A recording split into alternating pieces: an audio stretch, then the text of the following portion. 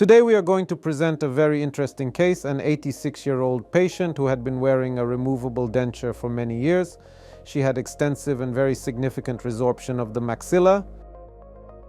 We planned the implant positions using a guided surgical template. During the surgery, the first step was fixing the guide using fixation pins. After stabilizing the guide, we removed the soft tissue using the guide sleeves. We then removed the guide and took out the soft tissue plugs, which we preserved in saline.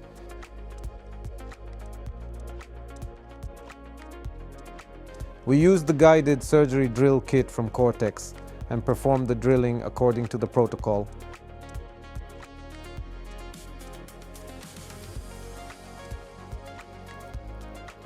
We used Cortex implants with a conical platform and in fact used two types of implants. In the area of implant site 12, we used a Magix implant, which also has a conical platform, and we performed planned under drilling because this implant has self-drilling capability.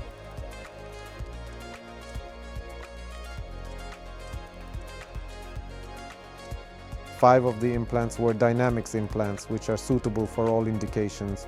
They are suitable also for dense bones, such as the bone inside the sinus after sinus elevation, where the bone is relatively dense. It drills its own path into the bone and allows us to preserve bone. In softer bone, it also improves primary stability. We completed everything exactly according to the plan, placing the implants through the guide itself. Finally, once all implants were in position, we removed the guide. The soft tissue plugs that we previously removed with the punch were now used for final closure. This resulted in complete closure without any tissue loss. The patient can return to her existing denture, and we will also perform relining to achieve a proper emergence profile and a more comfortable prosthetic restoration.